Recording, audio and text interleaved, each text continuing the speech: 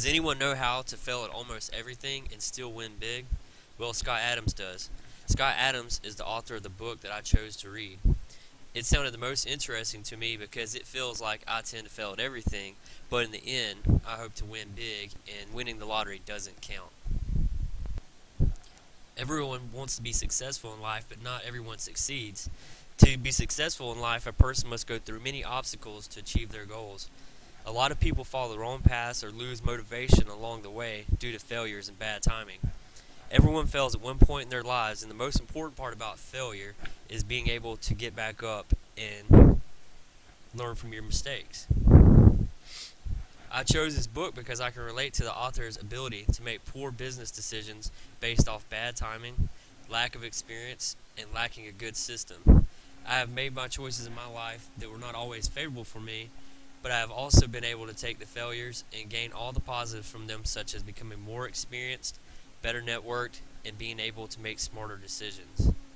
You see the goat on the picture on the left, he fell and is actually suffering from failure. But if he gets back up and learns from his mistakes, and he can be able to be like the goat on the right and be able to climb a mountain and, be on top of the mountain, be successful. Adams is a well-known creator, author, and cartoonist. He created the first comic that pertains to the office life, which is known as Dilbert.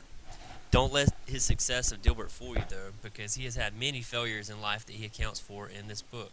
Adams has had several jobs, including a bank teller, management trainee, computer programmer, budget analyst, commercial lender, product manager, and supervisor. He labels these jobs as failures, but I seem to think otherwise. Some seem to be pretty good jobs to me.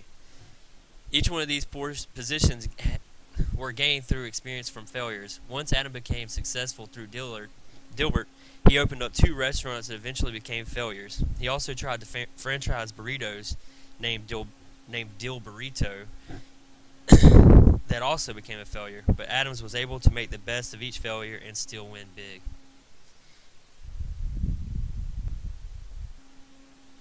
Adams takes many lessons from his failures and describes how anyone can best use these lessons to help benefit their future endeavors. He uses examples of differentiating between what goals and systems are and what systems work better to reach your goals. He also explains that if you want success, then you need to figure out what price you would pay to achieve it. He explains that goals are for losers. I think this is somewhat true because when you set a goal, you can easily fail. For example, if you try to make a certain amount of profits in a certain amount of time and you don't, then you might feel like a failure. Instead, you should set up a system to maximize profits by constantly trying to lower costs and maximize customer satisfaction. If you set up a system of good qualities to achieve success, then you will not feel like a failure. If you do not reach your set goal in a given time period, your skills are also important attributes for success. Adams believes that every skill you acquire doubles your odds of success. I've always believed that successful entrepreneurs are jacks of all trades and masters of none. Therefore, each skill that you can acquire during your business career can help you have an understanding of business and life as a whole. The more you know about a various amounts of things, the more you can involve yourself in and find the niche that best suits you and your personality and the success that you've been dreaming of creating. Here's a cartoon that Adams created. This is Dilbert, the one that he's famous for. This is his boss saying, "I've made a few suggestions." And Dilbert says, "I'll be happy to make these unnecessary changes to this irrelevant document." And his boss says, "Stop acting happy." And he said, "Can I whistle and dance while I work?" Notice the sarcasm, but happiness is very important in your work life. Happiness should not be only achieved in your personal life, but also in the business aspect of your life. If you're not happy with the job or career you've chosen, then you should pursue whatever makes you happy. Happy employees and managers are more likely to produce greater customer satisfaction and higher profit. It's common sense. A happy employee is more likely to give back to a company that makes them happy. A happy employee will also stand out in the company and most likely get a promotion or a raise. It is also very important to manage your attitude. Your attitude affects everything you do in your quest for success and happiness. Your attitude can change a situation that you involve yourself in a positive or negative way. There is strong power in smiling. Even if your day has started negatively, force yourself to smile. A smile triggers the feel-good chemistry in your brain that is associated with happiness. A smile can also put others in a better mood. I chose this picture on the slide because I thought it was funny. It says a bad attitude is like a flat tire. If you don't change it, you'll never go anywhere.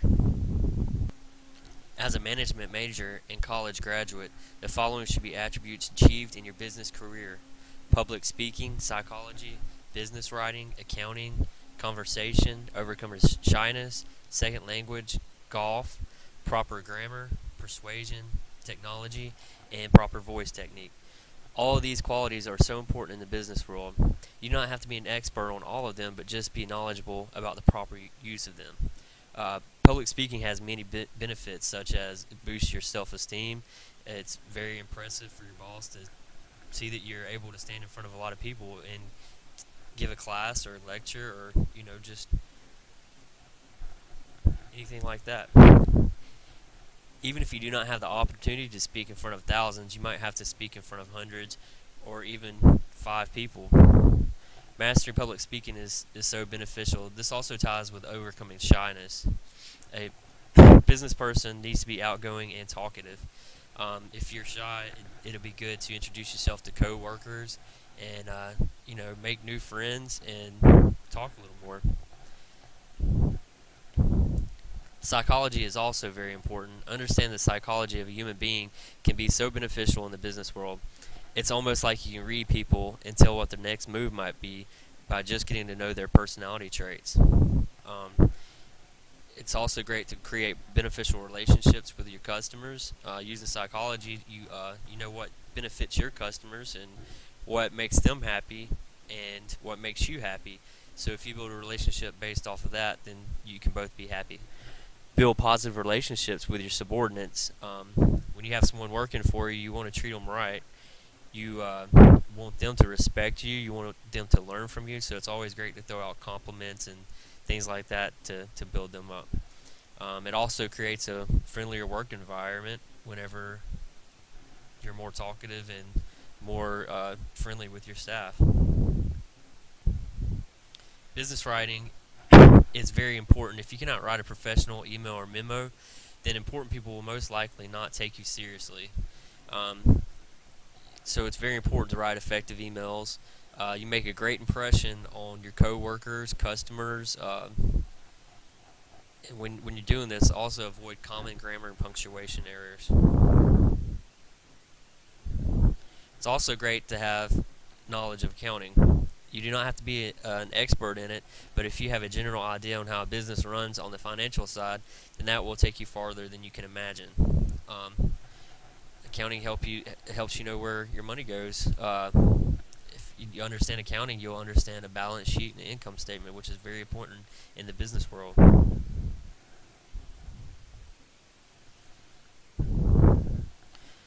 An individual that can hold a professional conversation is more likely to advance in a company than one who cannot. Conversations are very important in the office and with existing or prospective clients. It's always great to socialize with your coworkers, get to know your boss, and share your dreams of success with them.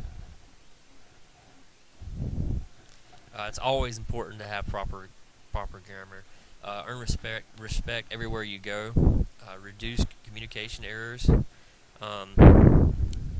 Businessmen and women should learn proper grammar and the proper use of their voice. The professional world expects the correct usage of words. If you do not know what more advanced words mean, then keep it simple. There's nothing more embarrassing than incorrectly use a word in front of your boss or a sophisticated client. Also, with your voice technique, you need to sound confident when speaking. Don't give off the wrong impression. If you're yelling at somebody and you're just trying to carry on a regular conversation, they might take it offensively. You need to make clear and concise statements and questions. That way, if you're making a deal or talking to a client and trying to make a sale, they know exactly what the product is, exactly how much it's going to cost, and things like that. You don't want to sell somebody something or do some kind of service for somebody that they are not fully aware of what's going to happen. A second language is also a competitive advantage when working in bigger cities or for global companies. You got possibilities of getting bonuses, higher pay, tack on a few extra dollars on your pay. That always helps.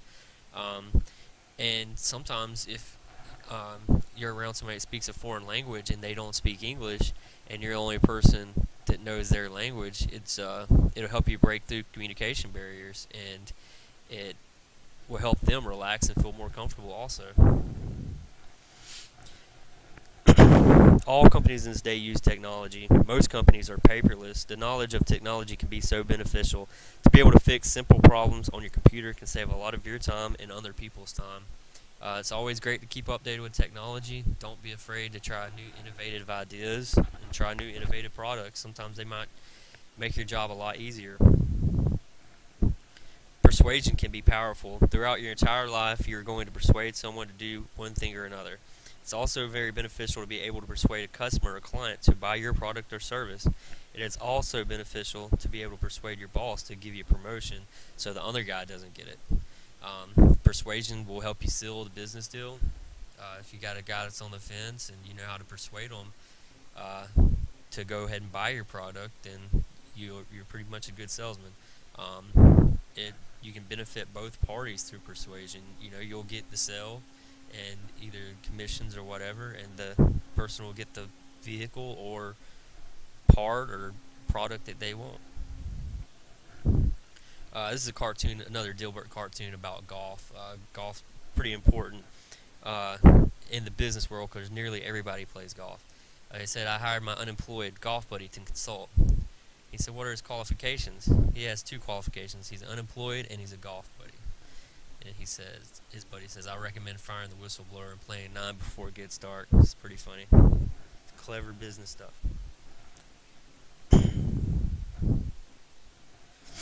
Everything in this book has been very helpful for me to learn in my last semester of college. There are so many qualities that make up a successful business person. After I graduate,